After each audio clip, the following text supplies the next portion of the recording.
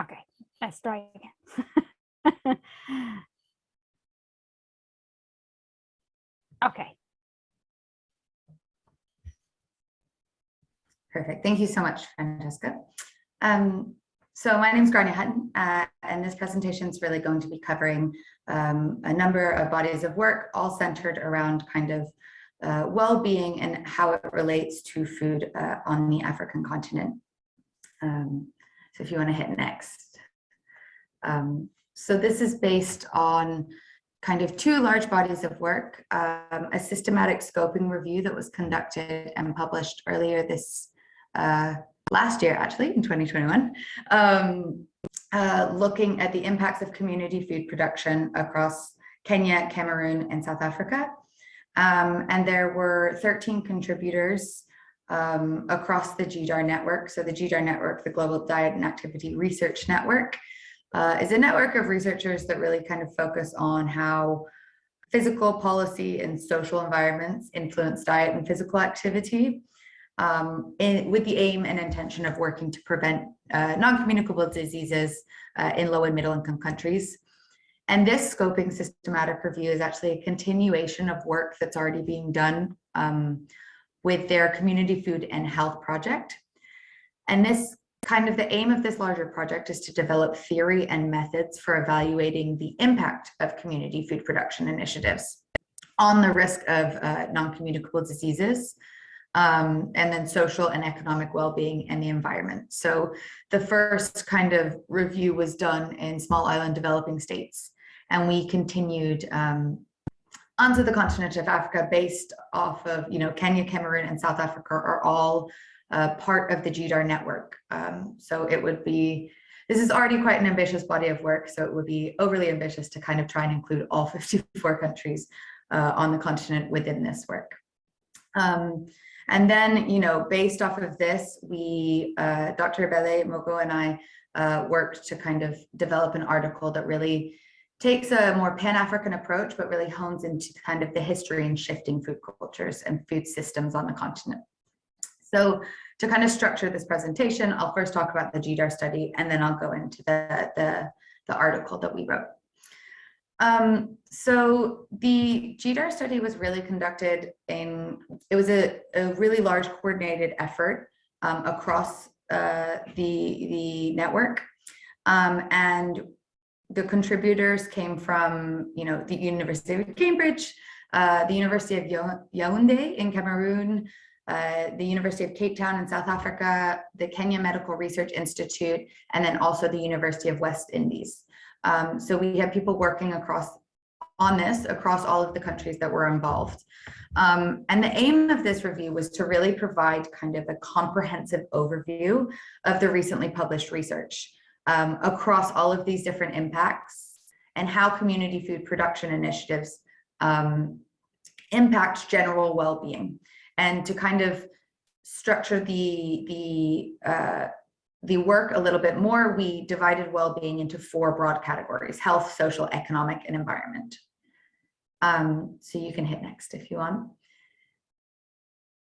So this study kind of provides a basis for planning specific systematic reviews and also informing further primary research to kind of inform policies aimed at maximizing potential health and other well-being and other benefits of community food production initiatives.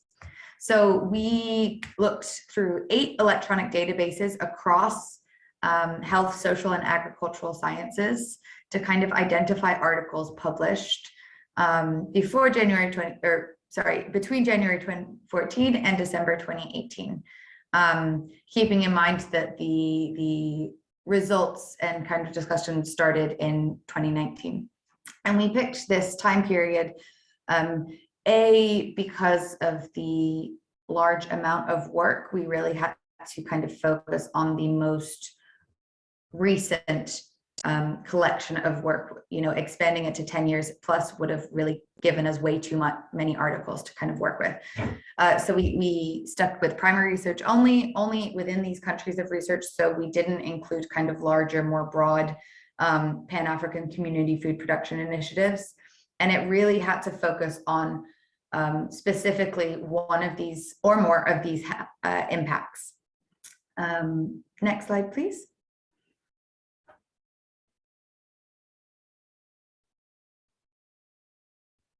So based off of, and if you don't mind hitting it just one more time, based off of this kind of inclusion and exclusion criteria,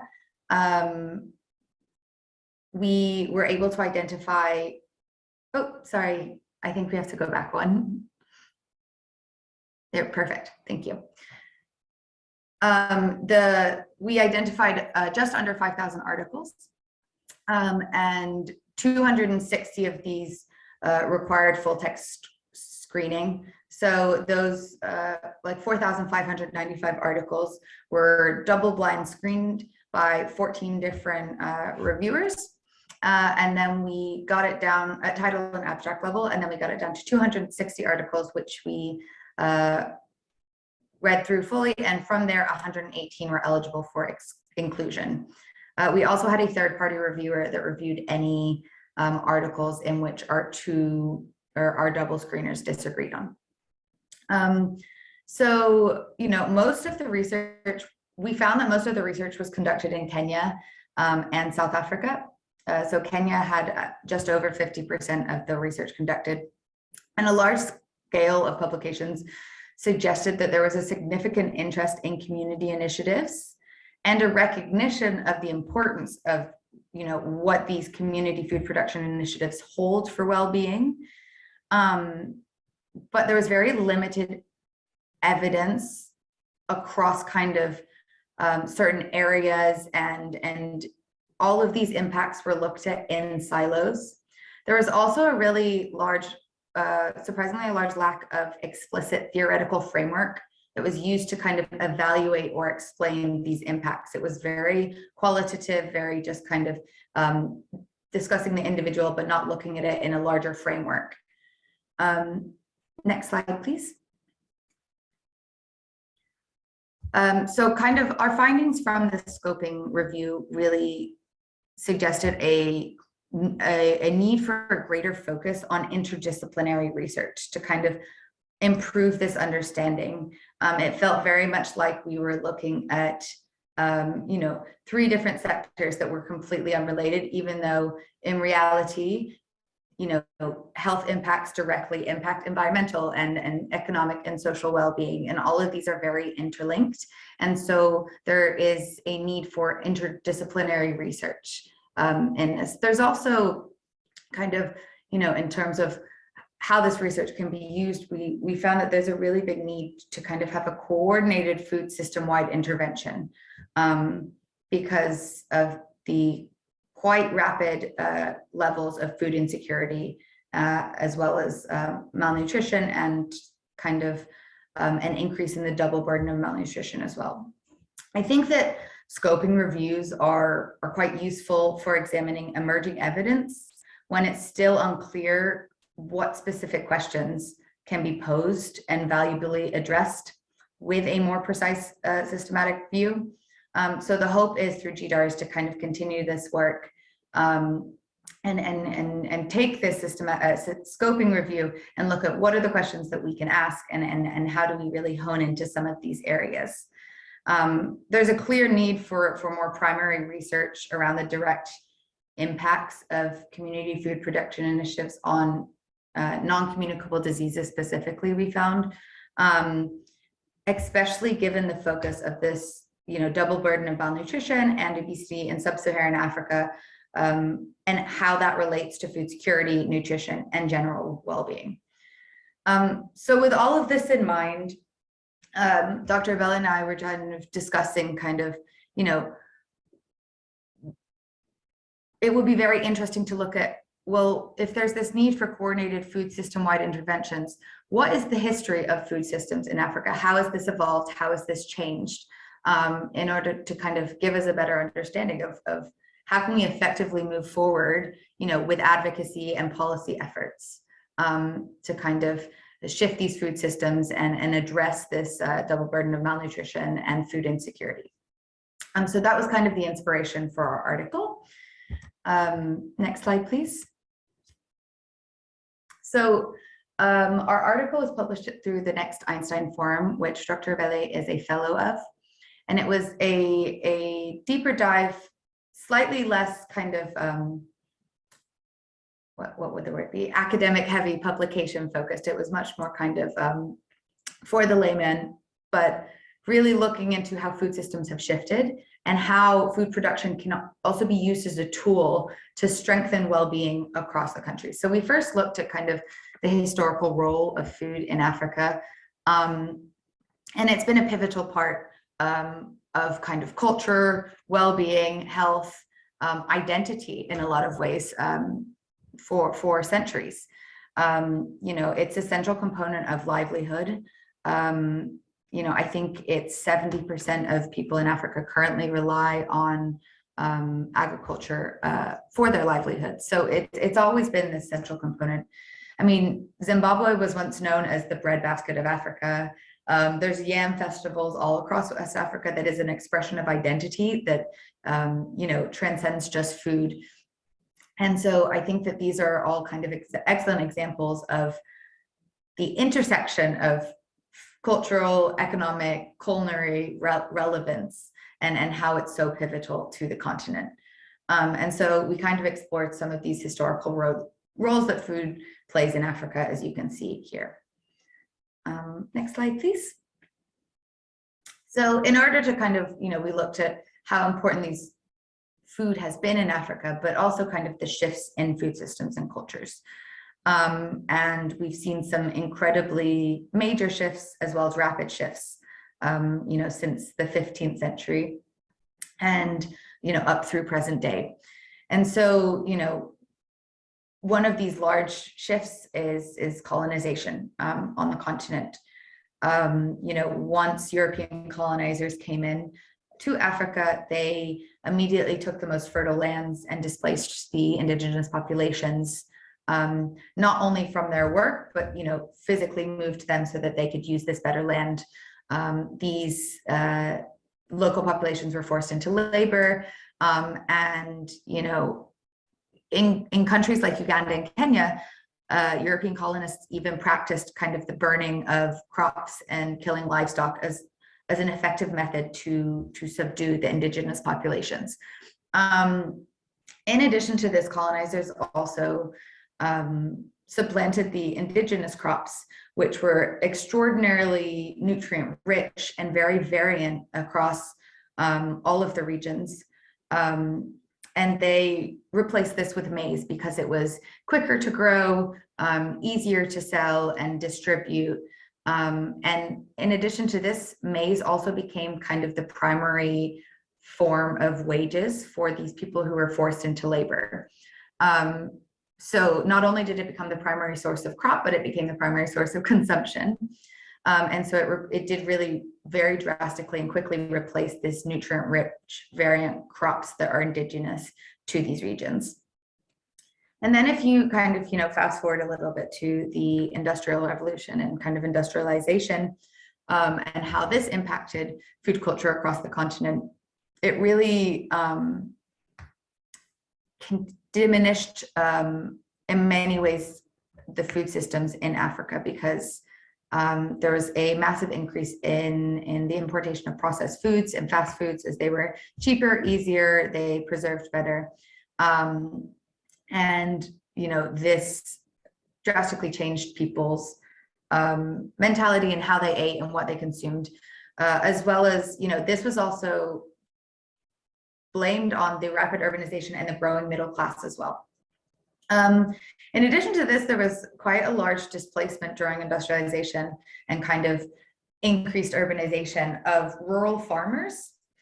And so kind of the displacement of rural farmers, as well as the proliferation of city slums and kind of these larger scale cities that more and more people are living in, has created this cycle of greater food insecurity, as well as a heavier reliance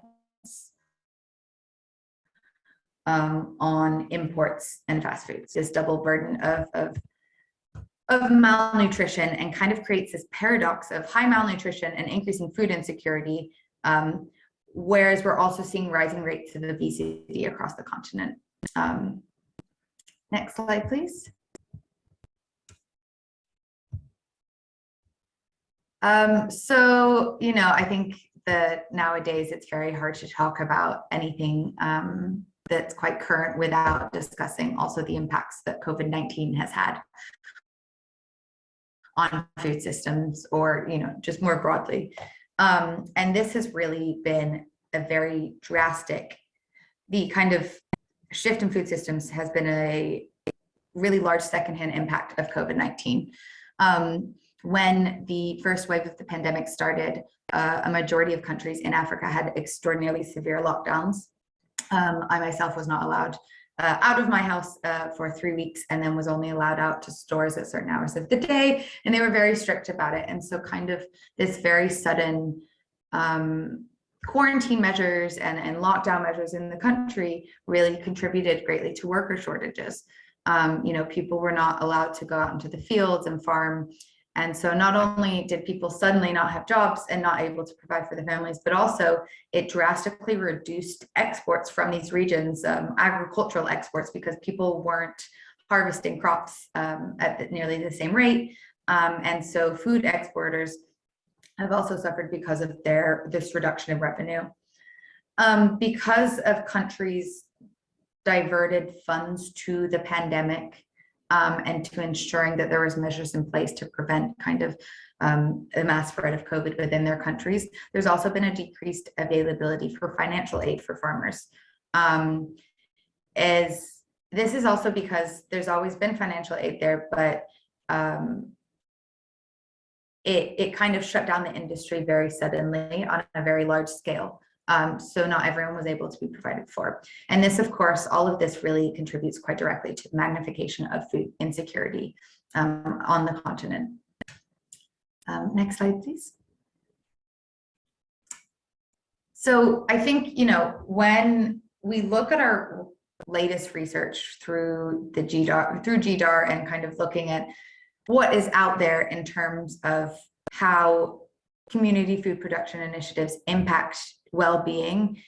I said this earlier, but we're really seeing this being measured in silos, and the health, social, economic, environmental impacts are valued quite singularly, but this is not the case. All of these are very interconnected, and it's really important to kind of look at these from a broader perspective, even though it can become quite overwhelming because there are so many components involved here. But it's so critical to kind of restore the importance of food, given this double burden of malnutrition and kind of this increasing overconsumption of unhealthy, cheaper, highly preserved products and foods, and kind of the setback that we're seeing in livelihoods in the wake of the pandemic and as this pandemic continues. Next slide, please. So we did look at, kind of initiatives that are currently being, Dr. Belli and I looked at initiatives that are currently happening to strengthen food systems on the continent, and, we also explored potential effective ways that we can move forward, and have compiled a list. So I think that, focusing on indigenous food production really has the potential to strengthen, economic and health well-being within these communities. There was a study conducted in South Africa that they reintroduced the indigenous crops to a region, and it really showed that these kind of crops are not only nutrient dense, but they're very well adapted to marginal conditions. And so once they were introduced, the increased diversity in crops and the improved local value chain of this increased diversity, and also how well this crop was doing, really improved household food security within the community and contributed to better livelihood and reduction of hunger. So there is definitely a potential to have kind of sustainable and resilient food systems and agricultural systems for smallholder farmers, especially if you're kind of reintroducing or bringing back the indigenous food production and food crops.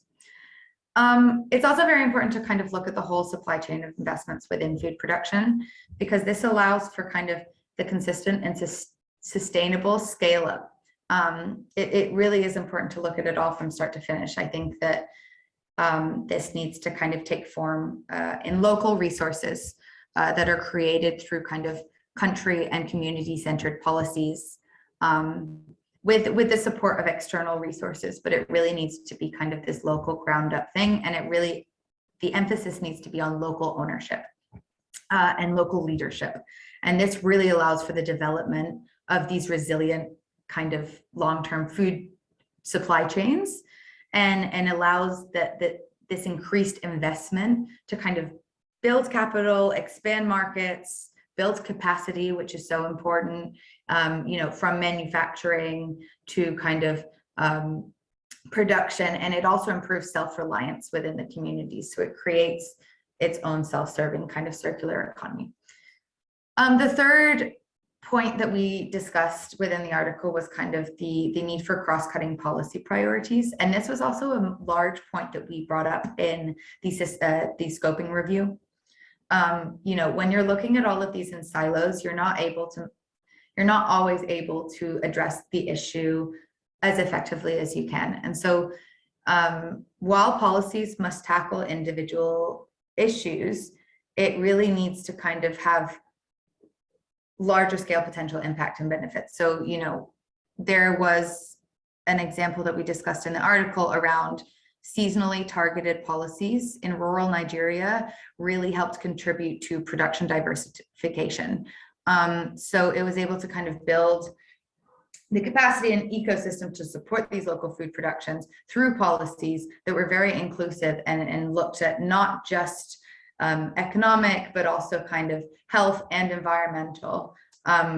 And so it really ensured that the communities had the tools to kind of produce, harvest, buy foods, and really decrease the burden of like the growing kind of health, economic, social, food security issues. And so it was quite an effective long-term way to increase food security. We also looked at grassroots initiatives to support food production. And I think that this kind of, we've kind of touched upon it on the other points as well. It's really important to kind of have local and country-owned initiatives, leadership. And these grassroots initiatives are always the most effective, especially when we're talking about obviously community food productions. To have these initiatives start within the community, really contributes to the sustainability of it. And then the last one is really kind of active efforts to shift perceptions of this and really to transform the food cultures. I think that this ties in so well to the point above in terms of shifting these perceptions. There's discussions around decolonizing diets, restoring this indigenous food production. I think that these are so important and they just cannot be ignored. And these conducive policies can continue to mobilize communities to and empower communities to cultivate and value homegrown foods for economic and human health, and to really kind of restore that nutrient-rich diet. Next. So I think to kind of conclude this, for 70% of the population in Africa, which is 1.2 billion people, so quite a lot, food is the primary source of livelihood. And it accounts for close to 25% of the GDP on the continent. So I think that given the centrality of Africa's culture and economic heartbeat being around this, I think it's so important to restore this value of local food and kind of really focus on how to transform food culture and bring this back to improve the continent's health, social, economic, and environmental well-being. So I think that is the last slide, if I'm not mistaken. Yes, so thank you so much for your time. I really appreciate it. And I'm open to kind of any questions or thoughts. I'd love to have, kind of an open discussion with you all about what you think about this work. Thank you, Karen. It is fascinating, and I have also I'm not sure if Paul is still with us. Yes, Paul is still with us. Thank you so much. Everyone is Paul is clapping, and I wonder if Paul, before you leave, would you like to make the comment that you just written there, if you had the time? Well, yeah, I am just about to go, unfortunately. No, a really fascinating presentation. If you don't know Amanda Logan's work and her fantastic book, The Scarcity Slot, Excavating Histories of Food Security in Ghana. Amanda is an archaeologist, but also a historical archaeologist and anthropologist. And she builds on sort of 30 years of research around the Banda area in Ghana to explore the changing dynamics of food security through various periods of environmental crises. And the basic argument comes very much to the argument that you present about the colonial disruption to food systems. So it's a great book. It's now available in paperback as well. So I encourage people to have a look at it. And I just wanted to flag up also, some of you may also have heard the talk on the Today program this morning on NSET as being possibly a wonder crop. So I just put them out there. I can't stay for the discussion. I'd love to. I think archaeologists would be absolutely keen to be involved in any sort of cross-disciplinary conversation at all about this. I think that we have something to add, but obviously we're not going to be able to solve the crisis. We need to talk with you people who work on the contemporary. Thank you, Paul. So thank you very much indeed, and apologies it's a long-standing meeting already booked. Yeah. Don't worry, but thank you so much for joining us for this time. Thanks. Granny, I wanted to ask you, bye Paul, I'll see you next time, hopefully. I wanted to ask you who are all the various departments involved, because as also Paul has mentioned, there's so many disciplines interconnected, and I wonder if, for example, you've been talking to policy, economics, and sort of looking at how the economics factors, even for example, you mentioned the adoption of maize instead of the indigenous ones, all the kind of the foreign aid obviously has had a big impact. How much have you looked at it, and also what's next in a way? Is there a part two, and are you kind of working with the governments to put in place a series of guidelines? It's very kind of exciting project. Right. Yeah, no, absolutely. And I think that, at present, or in the development of this systematic review, it was really we worked with the health department. And I think that is largely in part to the fact that I was working or doing a public health MPhil. But the Global Diet and Activity Research Network, I think, really spans, it started because, the University of Cambridge has such a large focus on non-communicable diseases, physical activity within their health department. And a lot of researchers are working really predominantly in this area. And so when we first decided to, or under the tutelage of my supervisor, decided that this was the direction we were going to go in, and we looked at the vast body of work, that's when we decided to reach out to those in the Global Diet and Activity Research Network. So they are all working in health. But the more that we kind of looked into it, I think that moving forward, any further research and work that comes out of this needs to involve other disciplines and other experts in these areas, because while we were able to pull this all together and really just say, here's everything that's happening, I think to move this forward in a meaningful way, we need to listen to our own advice as well and kind of bring in other experts from these different fields. And so, I think that this is quite a recent body of work. So we've looked into kind of how we can move this forward. There's nothing concrete yet, but there's just so much that came out of the scoping review in terms of questions that need to be asked. And so I think that there's a lot of different ways that this could work, or this work could be moved forward, which is quite exciting. Yes, it is very exciting, especially, I don't know if you're aware that last year we set up the Forgotten Crop Society, and Diane is also a founding member. Paul now is left, but he was also in the kind of, you know, in the genesis of it. And I'm thinking, in a way, your project goes so much hand in hand with the aims of the society, which are reintroducing, well, bringing attention to forgotten crops and reintroducing them, and working with communities to create a market for them and a taste, particularly in the younger generation, among the younger generation that probably has never even tried them and consider them the poor crops. You know, there is also this sort of stigma, unfortunately, even in Mexico, where you think pulses beans, and now they've been abandoned for other things that are not as nutritious. But I don't want to sort of be the only one asking you questions and making comments. So I'd like to ask others to ask Grain sorry, some more questions and make any comments, please.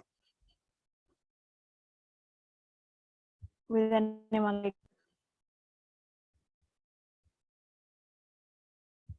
You can see Brian making, moving your lip. I can see your lips moving, but I couldn't hear. Yeah. Thank you, Brian. Yes, you can hear me? Yeah. Okay, thank you very much for the talk. And I have a couple of things to ask you. I was interested that when you boiled down the amount of research that had been on this topic, you came out with 50% for Kenya. I was surprised that it was, how far ahead was it from South Africa? 38, I will need to triple check, but I believe 38%, let me. And, you know, I think that just to caveat this, we also did look at, you know, it wasn't just limited to English speaking articles, because Cameroon is French. So we did actually reopen the work to French speaking articles to ensure that we had, you know, that we weren't inaccurately assessing that Cameroon had not as much because of that kind of language. But I think it was 52% and then, sorry, 53.4% were articles from Kenya and 38.1 were from South Africa. It's quite surprising, really, that the difference. How do you interpret that? So what do you mean by that? Well, what do you think it's saying to us?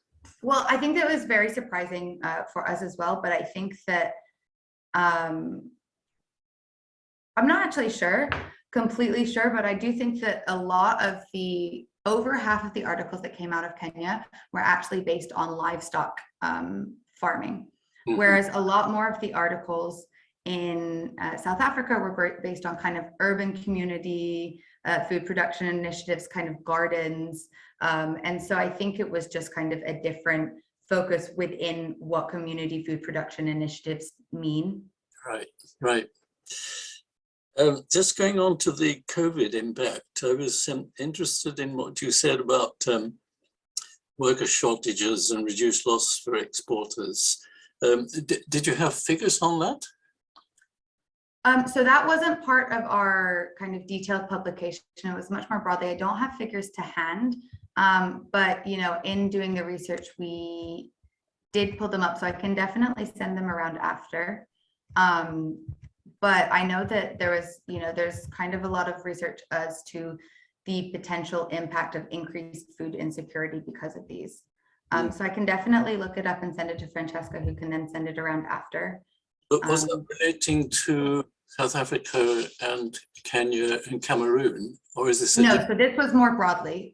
So kind of when we looked at the impacts of COVID, we were really looking at it from a Pan-African. So it wasn't nearly as, that work was not nearly as kind of research heavy publication based work. It was, you know, an article that we published that kind of was a bit more in layman's terms and not necessarily part of the review. And the final question is related to one in the chat from Nadia, I think. I was interested in the point you made about resilience coming from the use of indigenous foods.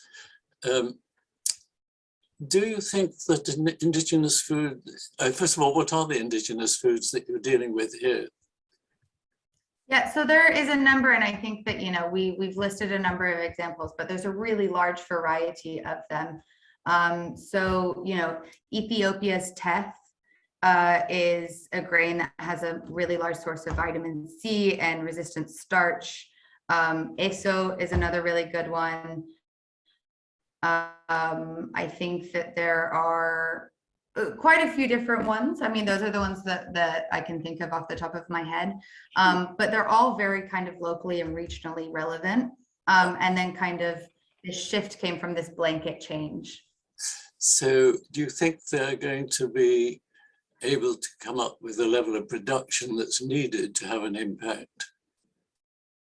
Again, I think that this article was a very kind of high level take, especially when you're looking at Pan-Africanism, right? It's such a large population with so many countries that are so diverse. And so especially when we're boiling it down to kind of more community level, subnational level, I think that there are places that this can happen. And I think that we're seeing very positive kinds of shifts in mentality, which will allow this to happen. Whether it is able to happen on a Pan-African scale is yet to be seen. I think we're quite a way away from that. But when it comes to kind of certain subnational levels, I do think that it's promising. We're seeing it in South Africa. I think that we're also seeing it in certain parts of West Africa, specifically in northern Senegal, or sorry, pardon, southern Senegal. I think that that is something that we need to explore further in terms of kind of the feasibility and the willingness of people to adapt and to kind of shift into this, you know. Yeah, exactly. Yeah, thank you.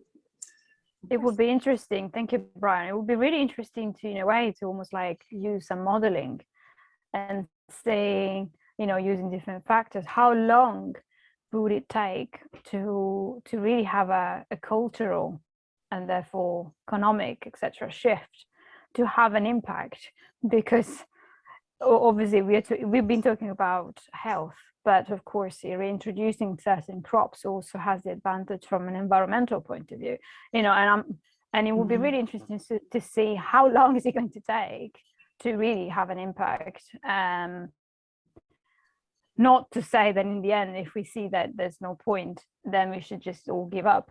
But I think, I wonder if some sort of modeling could be an interesting thing to introduce. Absolutely. And just to that point, I think that, you know, this is an issue that we're seeing kind of more broadly when we're looking at this area of work. You know, out of the 100+ articles that were part of the scoping review, less than 15 of them used substantive theoretical frameworks to assess the impacts. You know, it was very kind of qualitative analysis and analyses that kind of didn't really follow any kind of methodological framework or you know, so I think that this is really important because you need to be able to look at these impacts, you know, at an individual level, but also across, you know, other community food production initiatives or the same impact in another region. So you can look at how effective, you know, implementing a blueprint in South Africa would be in somewhere completely different. Yes, I agree. I have another question, but I would like, I don't know if Nadia is able to ask her question or she will prefer me to. I can see that you are in the office with a face mask. So would you like me to read it, or are you happy to do that, Nadia? Yeah, probably. Yeah. It's just that regarding the strengthening food system initiative, how did the traditional or for the forgotten crops actually get introduced back to the community, and what kind of metrics that they use to actually evaluate the well-beings? And also, like, I have a comment about the production that Brian also mentioned, because I'm a plant biologist, and there are a lot of initiatives in Africa that is to improve, like TAF, for example. I have a couple of people that I know that also work on TAF. The thing is, how the scientific community actually treats it, it's kind of like very like fringe kind of. It's not like a very focused effort that you do need to actually have like the genomes available and the genetics to actually sort of like push the effort to increase the productivity, which is really, really slow at the moment, because this lack of obviously funding, because it's not, I guess, wheat or rice. So there's a lack of funding, and also that just slows the effort down, because like when we talk to farmers, they would need, in order for them to plant this crop, they need to have like increased productivity. So then, Right. So yeah, I would like to hear about what your thoughts about this. Absolutely. I think that regarding this last point that you've made, it is one of the hardest ways, and you've raised a really good point, because it is a real big challenge. And I think that, you know, there are a number of different ways to kind of do this in a sustainable way. I think that you have to, again, kind of look at this very cross-disciplinary, and you have to engage local leaders as well as farmers. And there's a lot of kind of, you know, awareness and education initiatives that need to be put in place to say, you know, this is going to be of economic advantage to your community, as well as environmental, as well as health, and here are all of the benefits. And I think that, you know, people are adverse to change, especially when they don't see the direct benefit or the direct outcome, positive outcome. So I think that it is a kind of multilateral effort. And so, you know, ways that we see this like being effective is kind of not only engaging, you know, it's a multi-pronged approach. You know, you engage the local leaders, you engage local champions. So you have to, you know, people who are trusted within the communities and at subnational levels.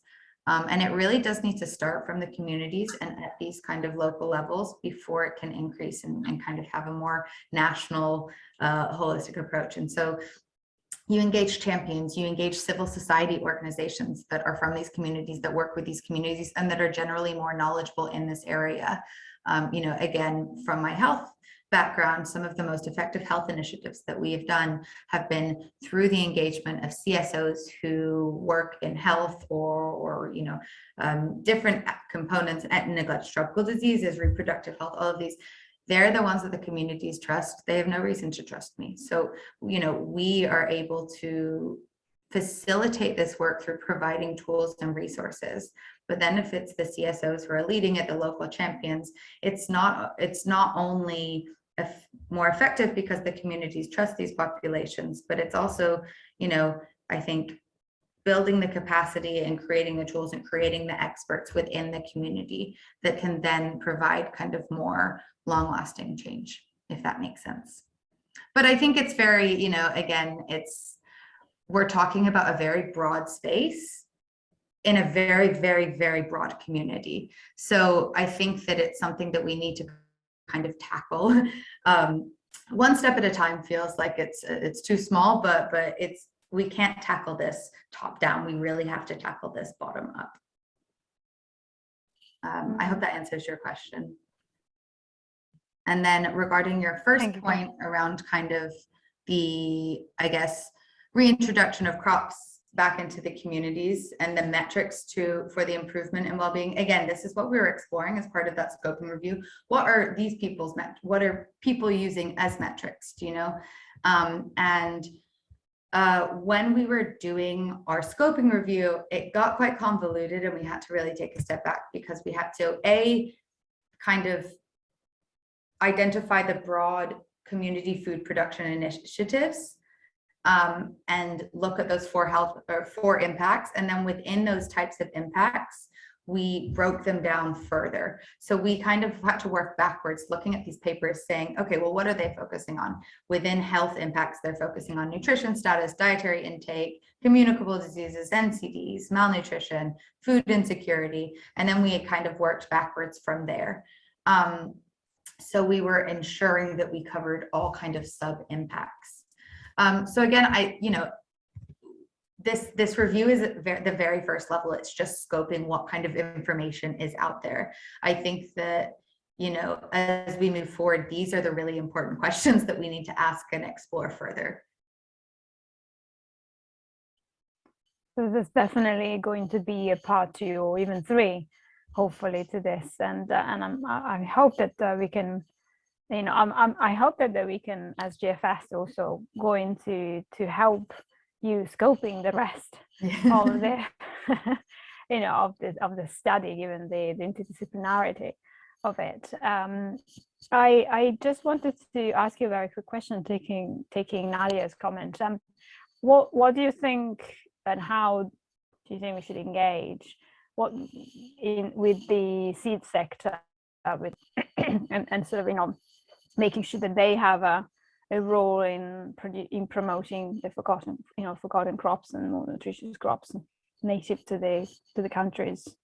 Yeah, I mean, I think that they're a very, very pivotal component of, or, very critical and central within this sector. And I think that they should be engaged from the beginning, and also kind of given the resources and power, because, if this is not done right, then they're going to lose out from, the current crops that they already work with and have. And so I think it's very important to kind of, again, keep them in from the beginning and almost empower and be the facilitators rather than the people who are going out and making the change, because those are the people, those are the communities, those are the experts who are going to actually be the ones implementing this as we move forward.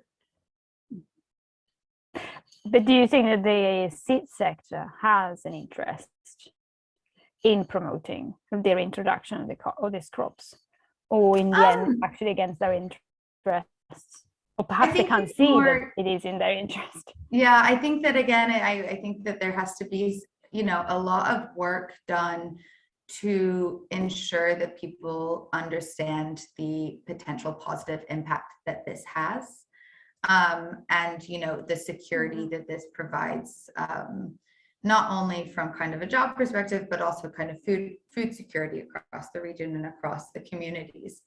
And so, I can't say for sure. I can't gauge their interest for sure, or their hesitancy, when these kinds of initiatives are proposed. There is an element of hesitancy because, people understand and know what they've been doing. But I think that with the right tools and the right educational steps, this is something that they will be able to look at and see long-term positive benefits. Not only economically, but kind of within food security as well. Yes, yeah.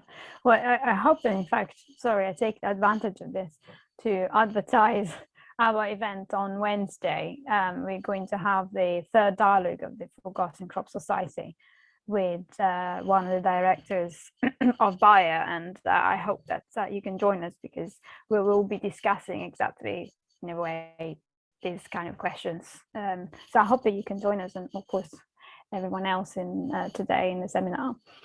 Would anyone like to ask any more questions or make any further comments before we close? I'm aware we approached 3 o'clock already. I want to comment a little bit about the modeling that you mentioned, Francisca, the modeling of the impact, economic impact, and also the well-being impact. Yeah, I think doing that might actually help the initiative to introduce back the forgotten crop. Sort of, if they can see that the shift to Western diet isn't actually helping anyone, so by introducing it back, and that they can see the long-term effects kind of thing, and that because right now one of the bottlenecks for improving forgotten crop is the funding. So yeah, that, to me, I mean, in my opinion, funding is always going to be kind of the biggest bottleneck when it comes to these initiatives, especially when they're not kind of at the forefront or of policy, or more importantly, politicians' discussions and things like this. So you see that across the board in terms of, and I think domestic funding is a key factor to sustainable success here. So not only international funding, but domestic, I think is actually a lot more important, because it contributes to this country ownership that we were discussing, country leadership, which then creates kind of that capacity, and it's this cycle of sustainability. Yeah. But in a way, I guess that goes back to the comment that I think I made at the beginning, the political pressure, right? Can they really, some of the states, can they really focus internally and, you know, start walking on the, you know, with their feet on their legs and say, sorry, yes, you know, you X country, you would like me to continue producing this crop because you're giving me this money. However, I'm going to, you know, forget about it and focus on teff or millet or other things. Is, you know, I think that's why in the modeling exercise it will be really interesting to look at the policy adoption and the kind of simulation almost, you know, and the reality somehow of some of these conditional elements. But it's certainly a very, very complex, but thank you so much for your work, and I hope that we can push further and bring all the elements. Would anyone like to make a very final comment? Been such a... Grant, would you like to make a final comment? I just wanted to say thank you for everyone for joining. It was, you know, this work was something that the past 2 years has been so enjoyable to work on, and then I really appreciate all of you joining today, and it's been a pleasure. And hopefully we can keep in touch and we can all continue to kind of work to improve food security, you know, globally on the African continent. And so, yeah, thank you so much for your time today. Thank you, Granny. Actually, Granny, would you like, before people go, would you like to leave your email address here? And also, Absolutely. if you're happy to share then the link to the work, I mean, we also obviously have something that we've shared before, but if you like to send material that people can read, that'd be great. Wonderful. Thank you so much. Thank you, everyone, for joining us today. Have a good weekend, and hopefully see you on Wednesday, hopefully, for the Forgotten Crop Society, and next Friday. Wonderful. Thank you so much. Thank you. Thank you. Thank you, everyone. Thanks. Bye. Francesca. Bye. Bye.